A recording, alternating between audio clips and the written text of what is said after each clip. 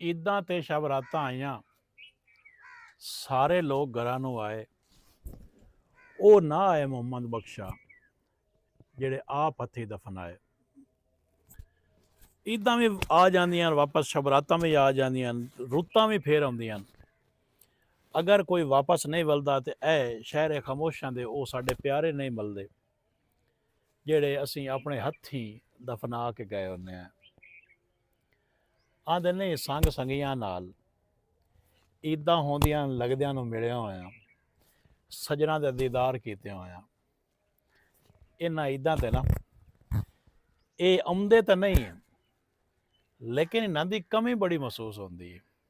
ਇਹੋ ਜਿਹੇ ਖੁਸ਼ੀ ਦੇ ਮੌਕੇ ਤੇ ਜਾਂ ਗਮੀ ਦੇ ਮੌਕੇ ਤੇ ਜਿੱਥੇ ਬਾਹਾਂ ਦੀ ਲੋੜ ਹੁੰਦੀ ਹੈ, ਜਿੱਥੇ ਸਾਹਾਂ ਦੀ ਲੋੜ ਹੁੰਦੀ ਹੈ, ਜਿੱਥੇ ਰੂਹ ਦੀ ਤਾਜ਼ਗੀ ਦੀ ਲੋੜ ਹੁੰਦੀ ਹੈ, ਉੱਥੇ ਇਹਨਾਂ ਪਿਆਰਿਆਂ ਦੀ ਲੋੜ ਪੈਂਦੀ ਹੈ।